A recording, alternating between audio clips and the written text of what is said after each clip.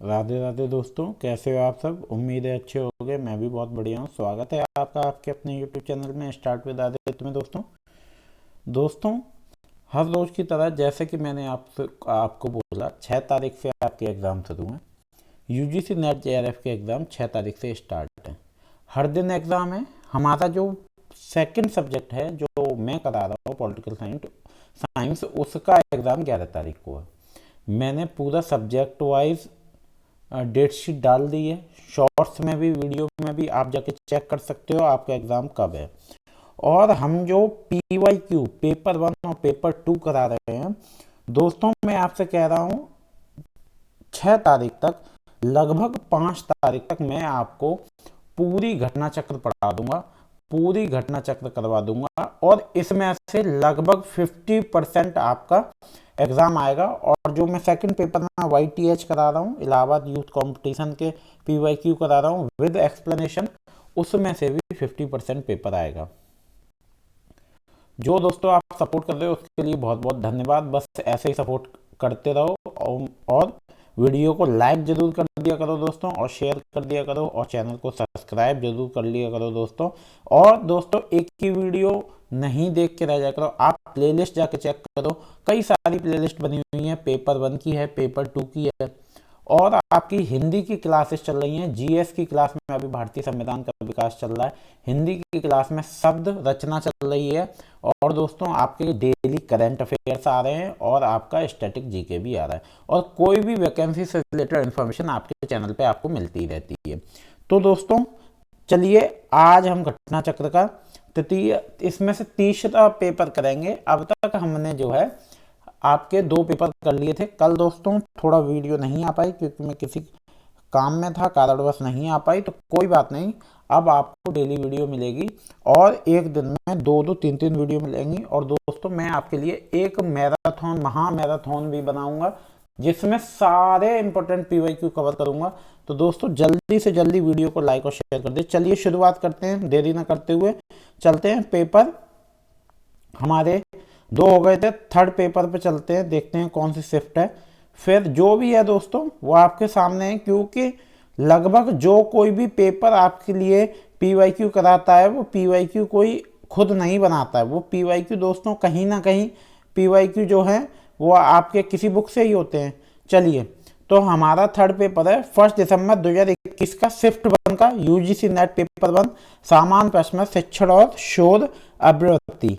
चलिए दोस्तों, तो सबसे पहले पहले आपको पहले ही पता है DI का पहला दे देते हैं। तो हमारा DI का यहाँ पे पहला प्रश्न है। आइए इसे आपके लिए, आपको आसानी होगी देखने में।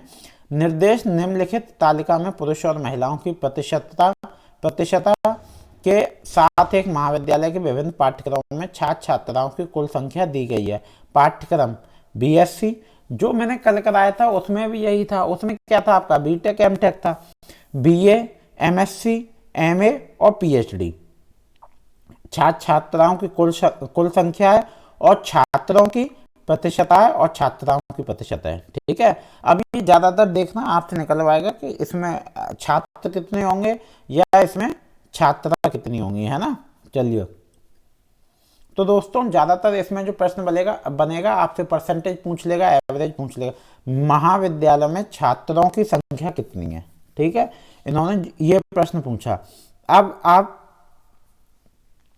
छात्रों की संख्या तभी निकाल पाओगे जब ये टोटल नंबर ऑफ स्टूडेंट्स दिया है, और इसमें से जो आपका परसेंटेज है, परसेंटेज को पहले कन्वर्ट करके प्रत्येक पांचों की संख्या निकालेंगे, तब आप टोटल नंबर बता पाएंगे सबको ऐड करके। चलिए, तो पहला है महाविद्यालय में छात्रों की संख्या कितनी है, 1120, 1125, 1130, 1135।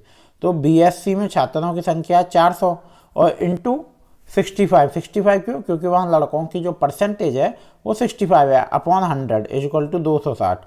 और BA में छात्रों की संख्या, ये देखिए सेम फॉर्मूला है, टोटल नंबर ऑफ स्टूडेंट्स और जितनी परसेंट है, और परसेंट को हटा के नीचे 100 लगा दीजिए, तो 351, 210 और 187। और PhD में 117, तो 260 प्लस 351, 210, 187, 170, 1125। तो आपका सही आंसर हो गया 1125। दोस्तों, इस ऐप पे पेन नहीं चलता है, और दोस्तों माइक भी लगा हुआ है। मैंने काफ़ी कोशिश की, लेकिन ये जो साउंड बीच में आ रही है वीडियो में, ये ठीक नहीं हो रही है, because of the I think ये फ़ोन या ये ऐप, क्योंकि इसी वीडियो में आवाज़ आ रही है। बाकी और कोई वीडियो जो मैं अदर एप्लीकेशन से रिकॉर्ड करता हूँ उनमें आवाज़ नहीं आती। चलिए अगला प्रश्न है, महाविद्यालय में छात्रों और छात्राओं की कुल संख्या में कितना अंतर है? तो हमने छात्रों का यहाँ पे निकाल लिया 1125। अब छात्राओं की ऐसे ही निकालेंगे, जो परसेंटेज है total number of student percentage upon 100। देखिए ऐसे ही निकलता है, तो हमेशा याद रखिएगा जब भी आप परसेंटेज निकालें। तो देखिए 1125 तो हमारी बॉय की हो गई। अब बीएससी में छात्राओं की संख्या 400 इंटू 35 है, और परसेंट हटा के अपॉन 100 140, 299, 70, 153, 63 और ये 700, ये आपका हाँ 725 आपका टोटल हो गया। तो 1125 में से माइनस कर देंगे तो अंतर है 400 का, तो आपका सी एकदम सही हो गया। चलिए स्नातक बीएससी, ये दोस्तों मिस टाइप है, बीएससी प्लस बीए और छात्राओं और स्नातकोत्तर एमए प्लस एमएससी में छात्राओं का अनुपात क्या है? रेशियो पूछ रहा है। तो जब भी रेशियो होगा पहले तो हम डिवाइड देके निकालेंगे। तो जो बीएससी में छात्राएं हैं उनका टोटल निकालेंगे, और फिर जो एमएससी और एमए में छात्राएं, बीएससी बीए में उनका टोटल, और एमएससी एमए में उनका टोटल, और उनको अपॉन में रखते हैं। जब आप अपॉन में रखोगे और सामने रेशियो लगता है, देखिए बीएससी प्लस बीए में छात्राओं की संख्या 140 प्लस 299, एमए एमएससी में छात्राओं की संख्या 70 प्लस 153। ये सभी अभी हमने ऊपर निकाली थी, तो वहीं से हम रख लेंगे। हर बार दोस्तों सॉल्व नहीं करेंगे। अगर हम एक प्रश्न सॉल्व कर लेते हैं तो लगभग इसमें सारों के आंसर धीरे धीरे उसी से निकलते रहते हैं।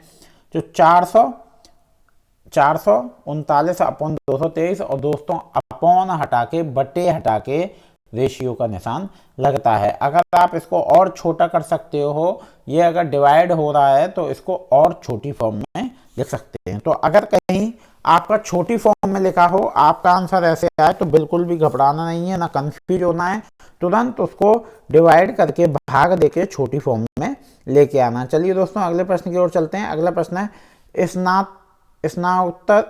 स्नातकोत्तर एमएससी प्लस एमए और पीएचडी में छात्रों का अनुपात क्या है? तो अब एमए प्लस एमएससी और पीएचडी में छात्राओं का अनुपात क्या है? तो अभी हमने एमएससी एमए का निकाला था टोटल।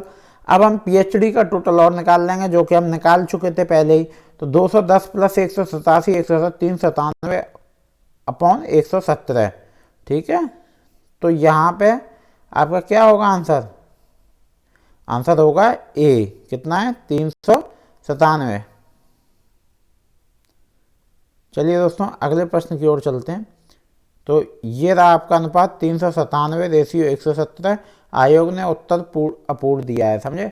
जब ऑप्शन में 117 है ही नहीं, 397 है, तो 397 हमने सिलेक्ट कर दिया। स्नातकोत्तर बीएससी बीए में छात्रों और स्नातकोत्तर एमए और एमएससी में छात्रों का अंतर कितना है? तो अभी ये अंतर हमने इनका टोटल निकाला और फिर उनका अंतर निकाला। तो 260 प्लस 351, ये आपके हो गए 611, और इसमें 210 प्लस 107 397, 611 में से 397 माइनस कर देंगे, आपका 214 सही उत्तर आ गया। चलिए अगले प्रश्न की ओर चलते हैं। यहाँ पे दोस्तों आपके 5 ही प्रश्न आते हैं। और दोस्तों मैं आपको एक और बात बता दूं, एक आध प्रश्न ऊपर नीचे होता है, लेकिन जो भी मैंने देखा है बहुत से टीचर व्यूज पाने के लिए, जानिए सबसे ज़्यादा क्वेश्चन किससे आते हैं यूनिट 1 से। दोस्तों लगभग बराबर क्वेश्चन आते हैं, 5-5 क्वेश्चन आते हैं। एक आध 2 क्वेश्चन ऊपर नीचे हो जाता है, वरना 5-5 ही क्वेश्चन आते हैं। चलिए जैसे छात्र छात्राएं बड़े होते हैं, समुदाय, राज्य, राष्ट्रीय और अंतर्राष्ट्रीय स्तरों पर सामाजिक विषयों का अध्ययन उन्हें उपलब्ध कराया जा सकता है। इस प्रयोजन हेतु किस मॉडल को डिजाइन किया गया था? भूमिका निर्वाह, विधि शास्त्रीय परीक्षा, संरचनाबद्ध और समूह अन्वेषण। तो दोस्तों विधि शास्त्रीय परीक्षा से बिल्कुल सही आंसर है। भूमिका निर्वाह मॉडल एक ऐसी तकनीक है जो छात्रों को एक समर्थित वातावरण में अनुभव विकसित करने तथा विभिन्न रणनीतियों का परीक्षण करने हेतु अन्य लोगों के साथ वार्तालाप करके यथार्थवादी स्थितियों का पता लगाने की अनुमति प्रदान करता है। विधिशास्त्री परीक्षा मॉडल समाज की अवधारणा पर आधारित होता है। इस मॉडल को डोनाल्ड ओलिवर तथा जेम्स पी शेवर द्वारा वर्ष 1974 में विकसित किया गया था। इस मॉडल के अंतर्गत छात्र छात्राओं को उनके उच्च विकास के साथ साथ समुदाय, राज्य, राष्ट्रीय एवं अंतर्राष्ट्रीय स्तरों पर सामाजिक विषयों का अध्ययन उपलब्ध कराया जाता है। दोस्तों माफ करिएगा, चलिए अगले प्रश्न की ओर चलते हैं। अगला प्रश्न है समूह अन्वेषण मॉडल के वाक्य विन्यास के चरणों को सही क्रम में व्यवस्थित कीजिए। ठीक है, चलिए आइए। ए, छात्र छात्राएं अध्ययन करने कार्य तैयार करते हैं और अध्ययन को व्यवस्थित करते हैं। ये दोस्तों आपका इसको सही ढंग से व्यवस्थित करके लगाना। छात्र छात्राएं प्रगति और प्रक्रिया का विश्लेषण करते हैं। छात्र छात्राओं के सामने परेशान करने वाली परिस्थिति आती है। स्वतंत्र और समूह अध्ययन। छात्र छात्राएं परिस्थिति की प्रतिक्रियाओं का अन्वेषण करते हैं। नीचे दिए गए विकल्पों में से सही उत्तर को चयन कीजिए। तो दोस्तों यहाँ पे जो आपका है ACBED, अब आप इसको सही पहले सुनिए, आपने सुन लीजिए, देख लीजिए, उसके बाद करिए। तो सी है हमारा सबसे पहले। देखिए छात्र छात्राओं के सामने परेशान करने वाली परिस्थिति आती है सबसे पहले। फिर क्या है EA, छात्र छात्राएं परिस्थिति की प्रतिक्रियाओं का अन्वेषण करते हैं। जो भी परिस्थिति आती है उसका अन्वेषण करते हैं। फिर A, छात्र छात्राएं अध्ययन कार्य तैयार करते हैं और अध्ययन को व्यवस्थित करते हैं। उसके बाद छात्र छात्राएं प्रगति और प्रक्रिया विश्लेषण, छात्राओं में परेशान करने वाले और स्वतंत्र और समूह अध्ययन। तो फिर क्या है आपका स्वतंत्र और समूह अध्ययन। उसके बाद B, वाक्य विन्यास के चरणों का सही क्रम। सर्वप्रथम छात्रों के समझ समस्या चुनौती आगमन होता है। उसके पश्चात छात्र परिस्थिति को हल करने संबंधी रणनीतियों का आकलन करते हैं। इसके पश्चात छात्र अध्ययन कार्य को संपन्न करने के साथ उसका व्यवस्थित करते हैं। चलिए सबसे पहले दोस्तों मैं आपको बता दूं, मेरा स्वयं एग्ज़ाम है और देखना आप कि सिर्फ ये क्वेश्चन कराते कराते ही मैं आपको सारे PYQ में स्वयं भी पढ़ रहा हूँ। तो ये क्वेश्चन कराते कराते आप देख लेना कि इस बार नेट JRF जरूर पास होगा, नेट जरूर पास होगा। और मैं आपसे एक और बात कहता हूँ कि 10 दिन आप मेरे साथ बने रहिए, 10 दिन कंटिन्यूस वीडियो देखिए, ज़्यादा से ज़्यादा शेयर करिए, आपका नेट 100% क्लियर हो जाएगा। मैं आपको ये गारंटी देता हूं। बस आप ये वीडियोस देखिए। नीचे 2 कथन दिए गए हैं। कथन 1, शिक्षण प्रक्रिया परिवेश की ऐसी व्यवस्था है जिसके भीतर छात्र छात्राएं परस्पर व्यवहार कर सकते हैं और यह अध्ययन कर सकते हैं कि सीखना कैसे है। कथन 2,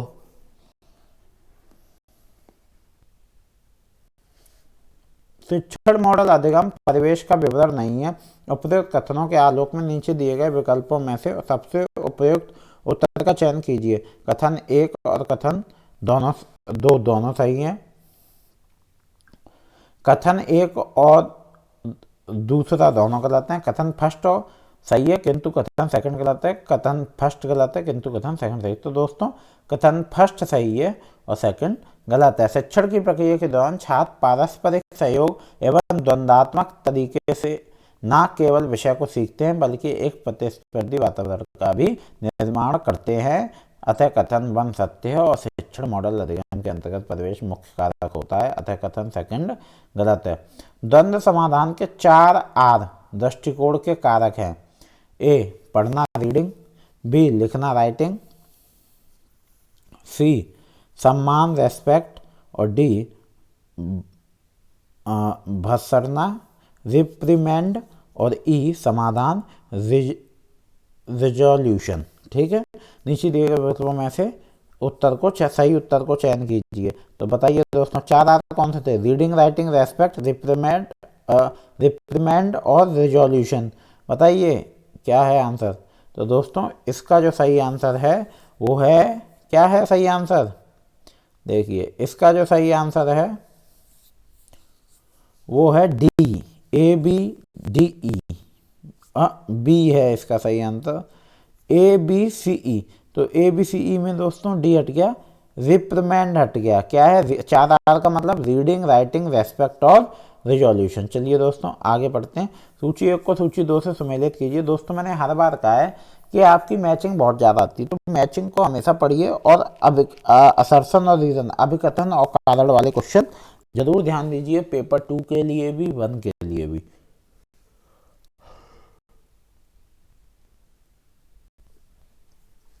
सूची 1 को सूची 2 से समझे। सूची 1, पियाजे के संज्ञानात्मक विकास के चरण। संवेदी प्रेरक, संवेदी प्रेरक प्रथम ग्रेड से पूर्व किशोर अवस्था लगभग 11 वर्ष की आयु तक। पूर्व संक्रियात्मक किशोर अवस्था से वयस्क। मूर्त संक्रियात्मक 0 से 2 वर्ष। और आकारिक संक्रियात्मक बच्चों से बोलना शुरू करने में लगभग 7 वर्षों तक। बच्चों के बोलना शुरू करने से लगभग 7 वर्षों तक। नीचे दिए सही उत्तर को चुनिए। आइए देखते हैं सही उत्तर क्या है। ए का फोर्थ, बी का फर्स्ट, तो हम इसमें डी हमारा सही है। ए का थर्ड, बी का फोर्थ, सी का फर्स्ट और डी का सेकंड। दोस्तों आप पीछे जाके देख सकते हो कि इसमें क्या है, वीडियो को पॉज करके देख लिया करिए। और दोस्तों चैनल को जल्दी से जाके, साथ में आपको हमारा लोगो दिख रहा होगा, उस पर जाके क्लिक करें और चैनल को जाकर जल्दी से सब्सक्राइब कर लें।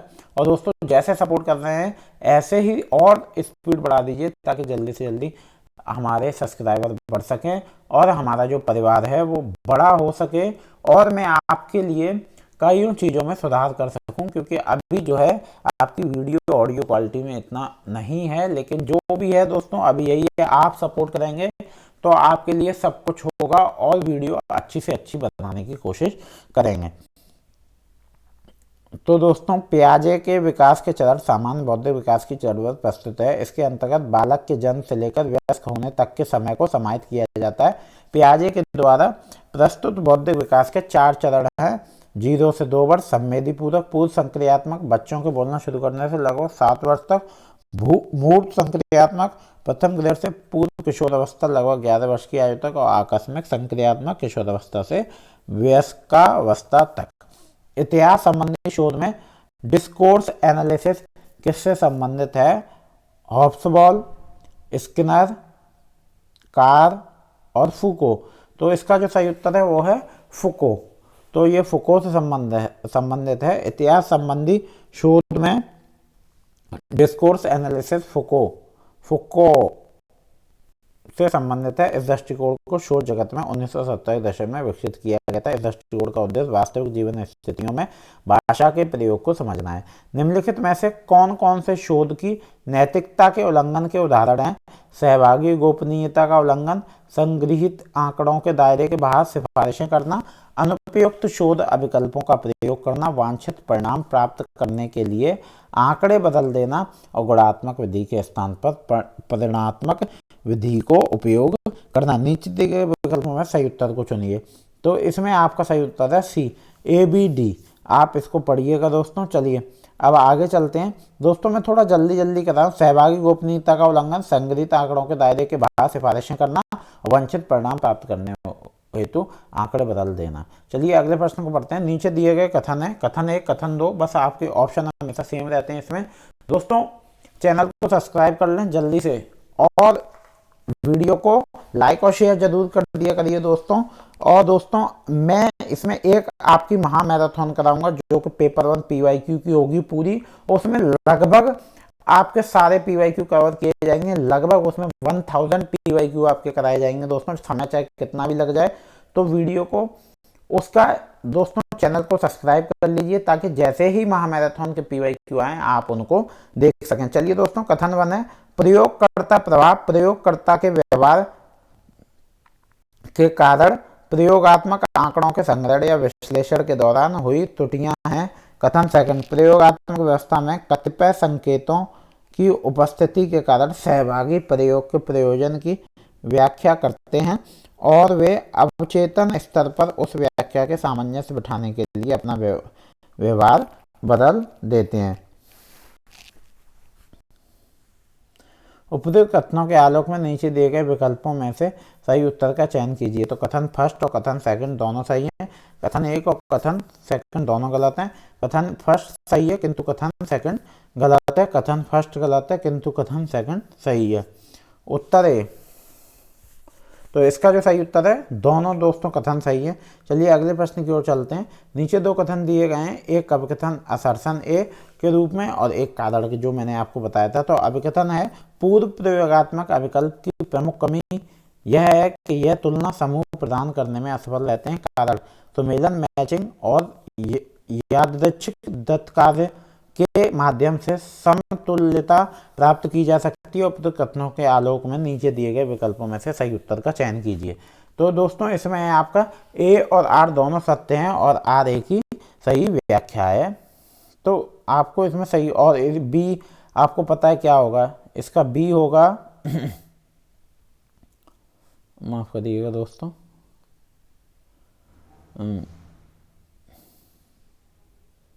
कहाँ था मैं, हाँ ये था।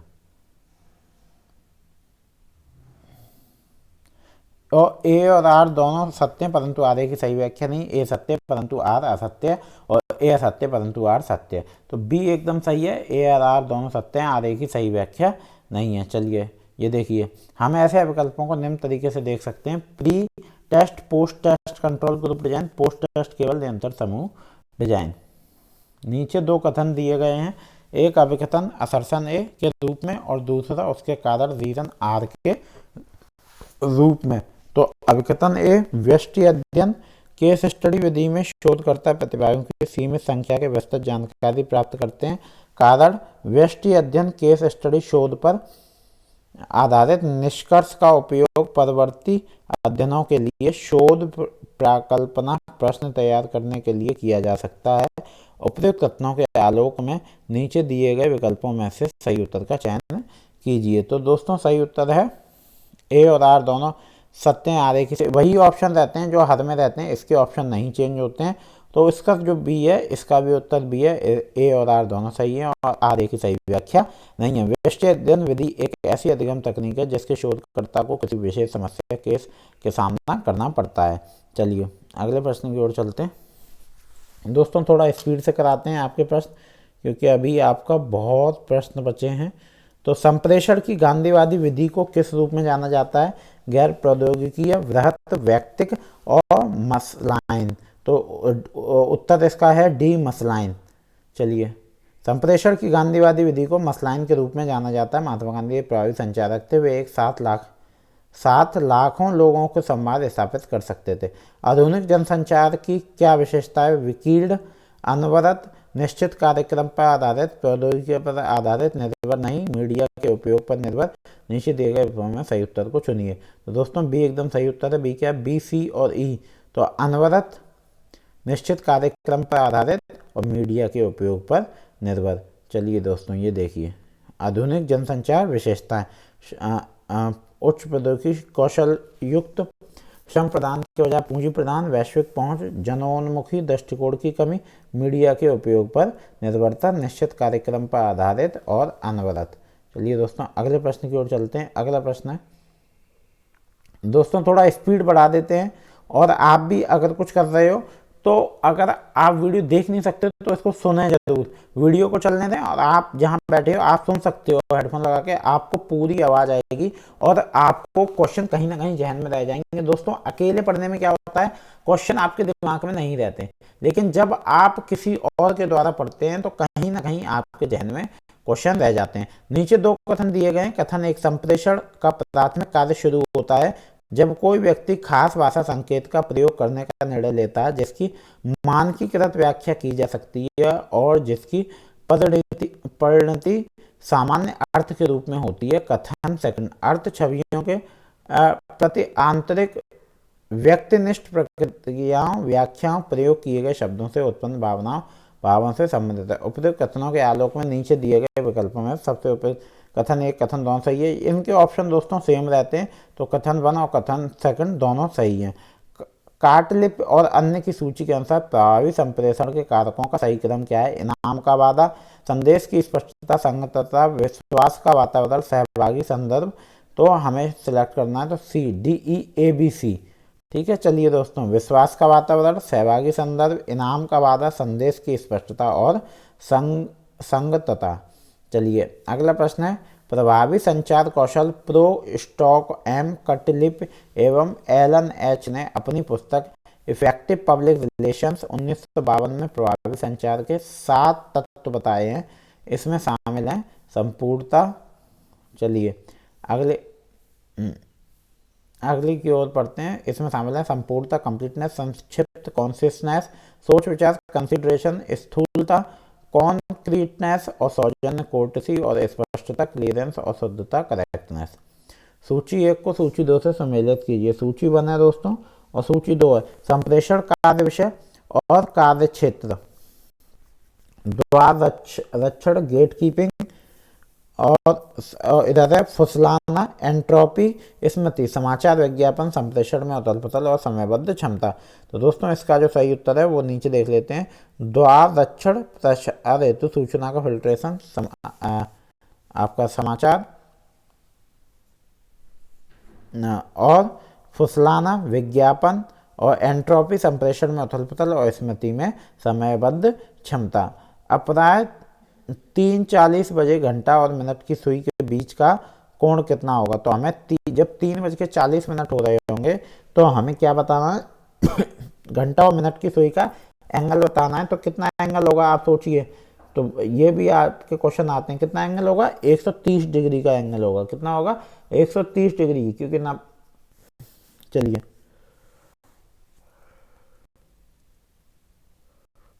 देखिए फॉर्मूला। 12 घंटे में सुई कैसी होती है? 360 डिग्री घूमती है ना पूरा।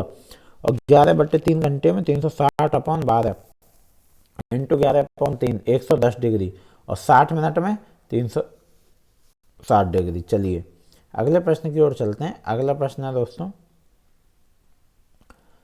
तो 40 मिनट में कितनी घूमी? 360 इंटू 40 240 डिग्री। आवश्यक कोण 240 माइनस 110 130 डिग्री। कोई धनराशि वर्षों में साधारण, समझ गए आप? जब भी आपका दोस्तों टाइम का क्वेश्चन आए जरूर इसको ध्यान से रखिए। और आता है, कोई धनराशि 10 वर्षों में साधारण ब्याज पर दोगुनी हो जाती है यदि यह कितने वर्षों में 3 गुना हो जाएगी? 15 वर्ष, 20 वर्ष, 30 वर्ष, 32 वर्ष। अब ये देखिए 10 वर्षों में दोगुनी हो रही है ना, तो तिगुनी कितने पे होगी? चलो देखते हैं। तो बी एकदम सही उत्तर है, वो है 20 वर्ष। क्योंकि जितनी बड़ी तिगुनी होने में भी दोबारा उतना बढ़ेगा। माना मूलधन P तथा ब्याज R% है, वर्षों की संख्या 10 = n दिया गया। 10 वर्षों में मूलधन 2P और A = P + I।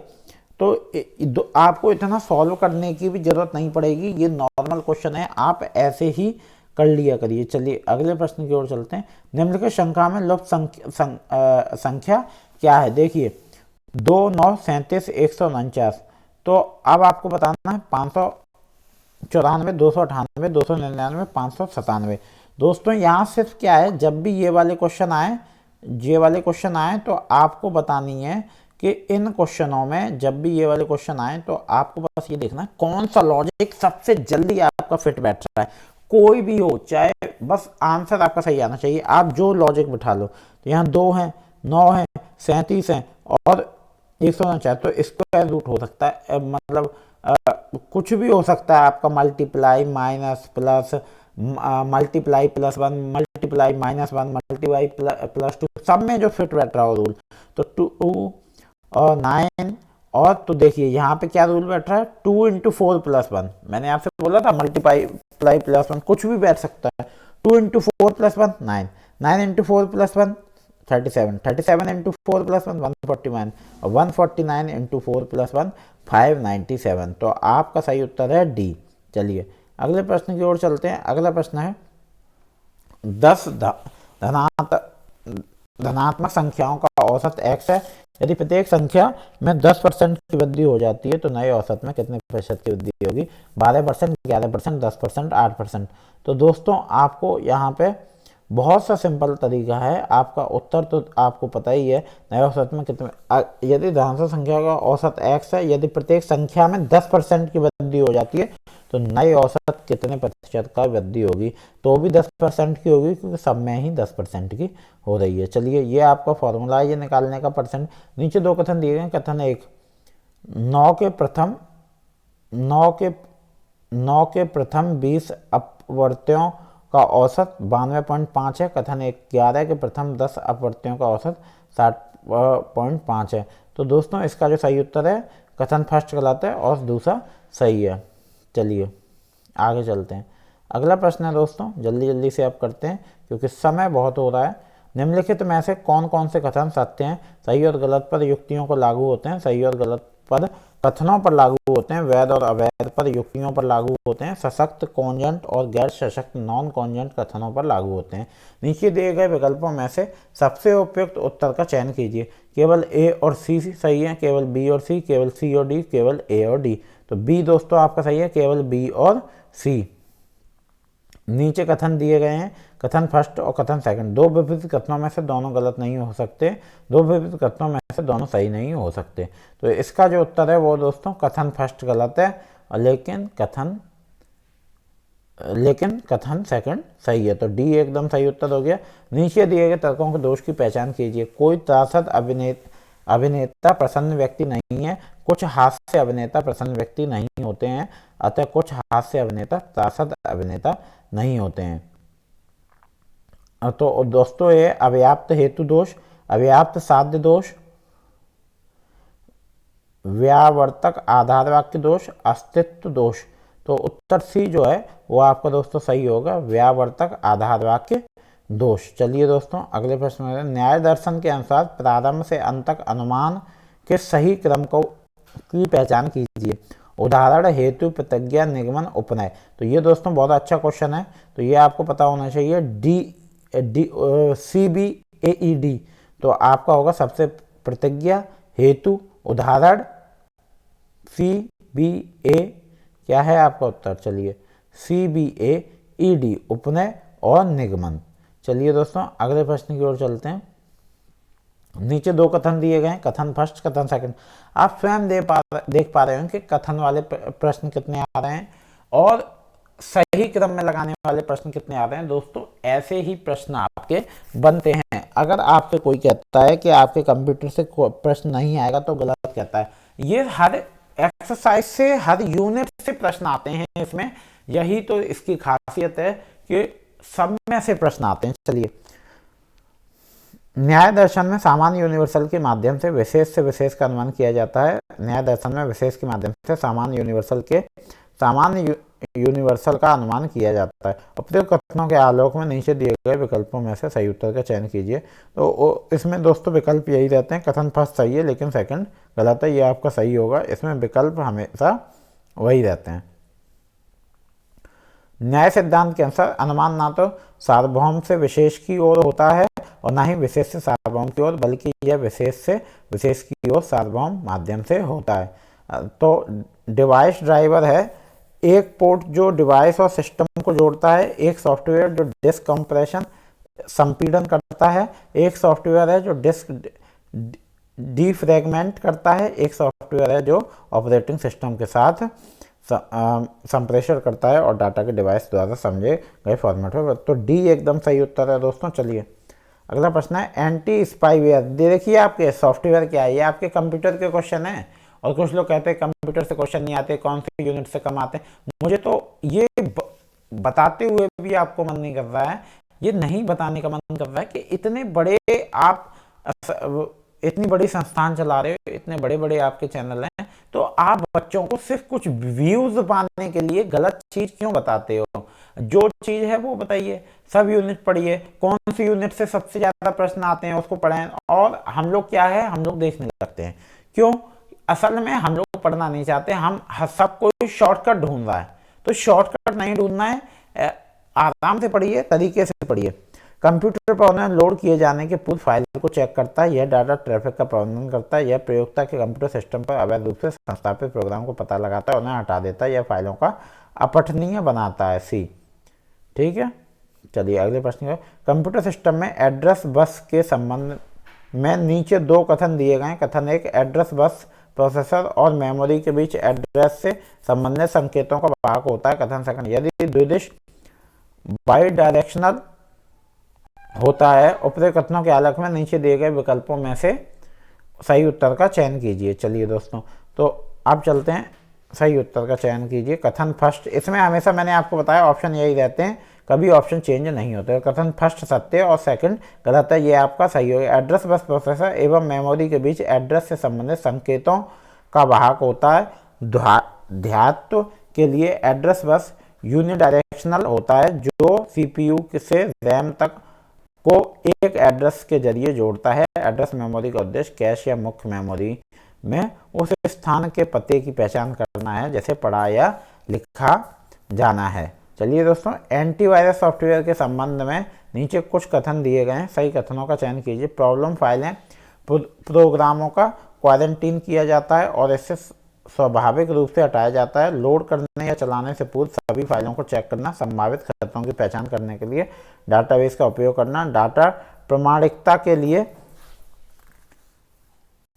सही उत्तर का चयन करना। तो केवल BCD, केवल ACD, केवल ACD, केवल ABC, केवल ABD।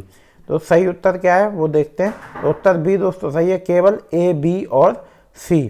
एंटीवायरस एक प्रकार का सॉफ्टवेयर होता है जिसका उपयोग कंप्यूटर से वायरस को रोकने, स्कैन करने, पता लगाने एवं हटाने हेतु होता है। आप दोस्तों ये सब जानते हैं, एक बार इंस्टॉल हो जाने पर एंटीवायरस बैकग्राउंड में अपना कार्य करता रहता है। प्रॉब्लम फाइल को हटाता है, कंप्यूटर चलाने से पूर्व सभी फाइलों को चेक करना, संभावित खतरों को डाटाबेस के ऊपर स्वचालन, आदर्श प्रक्रिया, रियल टाइम प्रोटेक्शन। ठीक है दोस्तों, आपने भी देखा होगा, आप सब ने जिन्होंने कंप्यूटर को चलाया है वहाँ एंटीवायरस जरूर होता है, तो आपको ऑलरेडी पता है कि एंटीवायरस क्या कार्य करता है। चलिए दोस्तों, तो मैचिंग आ गई हमारी। ICT अनुप्रयोग और उदाहरण, मापन अनुप्रयोग, नियंत्रण अनुप्रयोग, मॉडलिंग अनुप्रयोग, एक्सपर्ट सिस्टम। तो हमारे कार दुर्घटना का अनुकरण, नदी का प्रदूषण, स्वचालित चूल्हा और चिकित्सीय सिद्धांत। तो दोस्तों आप हमें सही चुनना है, सही है D। और D क्या, मापन अनुप्रयोग, नदी का प्रदूषण, नियंत्रण अनुप्रयोग, स्वचालित चूल्हा, मॉडलिंग अनुप्रयोग, कार दुर्घटना का अनुकरण और एक्सपर्ट सिस्टम, चिकित्सक निदान। चलिए दोस्तों अगले प्रश्न की ओर चलते हैं। जैव विविधता अभिसमय पर किसके दौरान हस्ताक्षर किया गया था? A, Montreal protocol, B, Rio de Janeiro में पृथ्वी शिखर सम्मेलन और C, क्योटो प्रोटोकॉल और D, ह्यूमन एनवायरनमेंट स्टॉकहोम। तो B आपका सही उत्तर, रियो डी जेनेरियो में पृथ्वी शिखर सम्मेलन। जैव विविधता अभिसमय कन्वेंशन ऑन बायोडाइवर्सिटी पर रियो डी जेनेरियो में पृथ्वी शिखर सम्मेलन के दौरान हस्ताक्षर किए गए थे। मॉन्ट्रियल प्रोटोकॉल 1987 ओजोन परत की सुरक्षा को सुनिश्चित करने के लिए एक अंतर्राष्ट्रीय पहल है। क्योटो प्रोटोकॉल 1997 का उद्देश्य वैश्विक तापन को नियंत्रित करना है। वर्ष 1972 में आयोजित United nation conference on the human environment Stockholm पर्यावरण को केंद्र में रखते हुए पहला वैश्विक शिखर सम्मेलन था। चलिए दोस्तों अगले प्रश्न की ओर चलते हैं। कथन 1, जलमल के वायवीय अवशोषण के लिए अत्यधिक ऊर्जा की आवश्यकता होती है। चलिए आगे पढ़ते हैं। कथन 2, जलमल के वायवीय अवशोषण से अत्यधिक मात्रा में मीथेन पैदा होता है। उपयुक्त कथनों में आलोक में नीचे दिए गए विकल्पों में सबसे उपयुक्त कौन सा है? तो दोस्तों आपका सी है, कथन फर्स्ट असत्य लेकिन सेकंड कथन फर्स्ट सत्य लेकिन सेकंड असत्य है। जलमल में वायु अवशोषण हेतु अत्यधिक ऊर्जा की आवश्यकता पड़ती है, अतः कथन फर्स्ट सही है। जबकि जलमल में नियुक्त होती है ना कि मीथेन, कार्बन डाइऑक्साइड। ठीक है दोस्तों, चलिए फिर असर्सन और रीजन आ गए आपके। ओजोन का सतही स्तर पर संकेंद्रण रात में घट जाता है, कारण पैराबैग्निक विकिरण ओजोन को अन्य घटनाओं में प्रकाश अपघटन करती हैं। तो दोस्तों इसका जो सही उत्तर है वो है बी। ए और आर दोनों सत्य हैं लेकिन आर ए की सही व्याख्या नहीं है। चलिए अगले प्रश्न की ओर चलते हैं। सहस्राब्दी विकास लक्ष्य MDG के लक्ष्य 7 के लक्ष्य हैं। वैश्विक ताप वृद्धि का नियंत्रण, आधुनिक ऊर्जा तक सबकी पहुंच,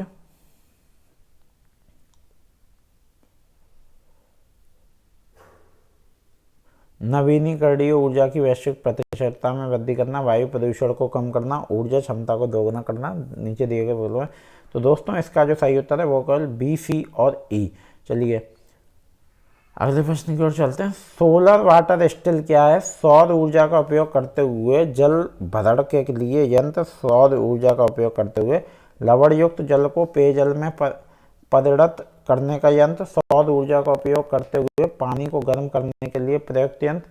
सौर ऊर्जा का उपयोग करते हुए बिजली पैदा करने का यंत्र। तो उत्तर बी दोस्तों आपका सही है, सौर ऊर्जा का उपयोग करते हुए लवण युक्त जल को पेयजल में परिणत करने का यंत्र।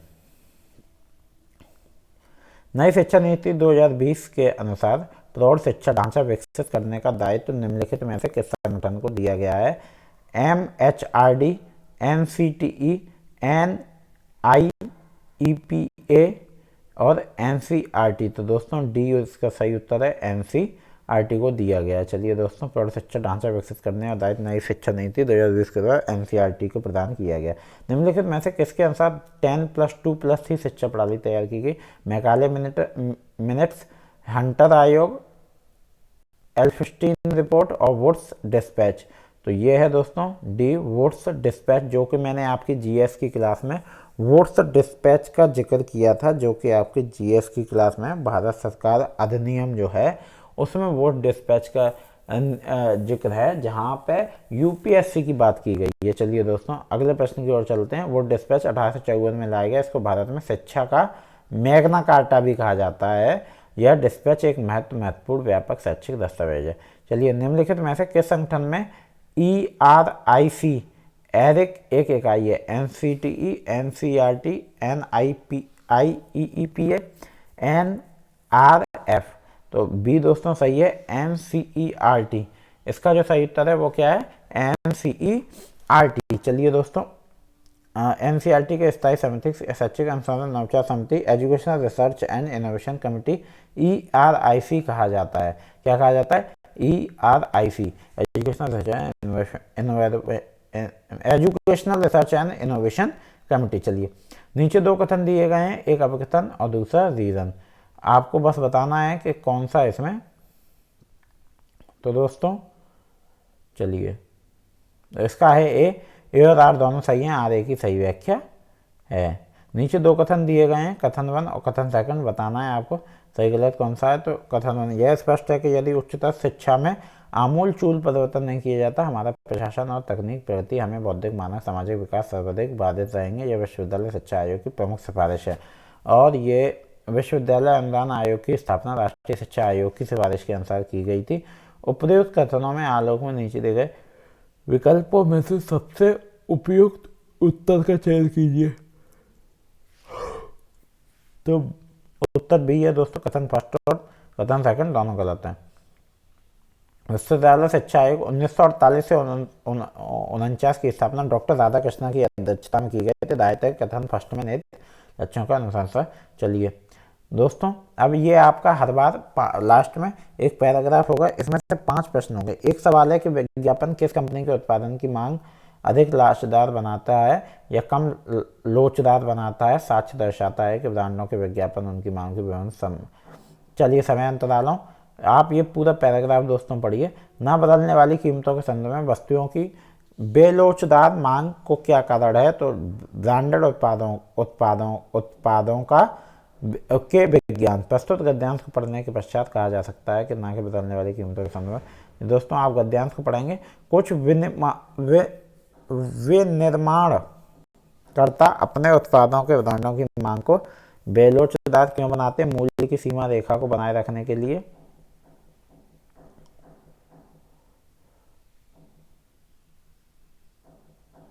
बाजार की प्रवृत्ति, उपभोक्ता की दृढ़ अभिमानता और प्रतिस्पर्धियों द्वारा मूल्य की सीमा रेखा बढ़ाए जाने के कारण। तो उत्तर सी सही है, उपभोक्ता की दृढ़ अधिमानता। उत्पाद मूल्य के संबंध में मंदी के बाद के परिवर्तन क्या है? मूल्यों का स्थितीकरण, मूल्य प्रतिस्पर्धा के कारण मूल्यों में गिरावट, उपभोक्ता की ओर मांग में परिवर्तन, ब्रांडेड उत्पादों के लिए बाजार में बढ़ोतरी। तो बी दोस्तों सही है, मूल्य प्रतिस्पर्धा के कारण मूल्य में गिरावट। अंतोतगत्वा ब्रांडेड उत्पादों के प्रति उपभोक्ताओं के अधिक आकर्षण का परिणाम क्या होता है? मांग का अधिक समय तक बेलोचदार होना, एक समान मूल्यन, विनिर्माताओं का गठजोड़, ब्रांडेड उत्पादों का एक दूसरे का अनुसरण करना। डी। इस गद्यांश का केंद्र बिंदु है मूल्य प्रतिस्पर्धा, ब्रांडेड उत्पादों के मूल्य निर्धारण, विज्ञापन का प्रभाव, ब्रांडेड वस्तुओं के लिए स्वामित्व पाए और विक्रेताओं को बाजार में ब्रांडेड उत्पादों का संवर्धन। तो ए दोस्तों सही है, मूल्य प्रतिस्पर्धा और ब्रांडेड उत्पाद। दोस्तों यहाँ आपका ये वाला PYQ का पूरे पेपर कंप्लीट होता है। दोस्तों मैं आपसे उम्मीद करूंगा कि वीडियो अच्छी लगे, लाइक शेयर करते रहा करो दोस्तों, जल्दी से जल्दी चैनल को सब्सक्राइब कर लिया करो ताकि आपको हर एक वीडियो मिले। और दोस्तों सारी प्लेलिस्ट जाके चेक करो, पेपर 1 पेपर 2 पूरी PYQ की प्लेलिस्ट है। हिंदी GS अगर आप और भी किसी की तैयारी कर रहे हो तो हिंदी GS की क्लास चल रही है। करंट अफेयर्स दोस्तों आपको डेली मिल रहे हैं, और आपके लिए स्टैटिक जी के कोई भी इंफॉर्मेशन चाहिए तो दोस्तों आप चैनल पर जाके प्लेलिस्ट में जाके वीडियो चेक कर सकते हो। चलिए दोस्तों, उम्मीद है वीडियो आपको अच्छी लगे। मिलते हैं अगले वीडियो में। राधे राधे, धन्यवाद।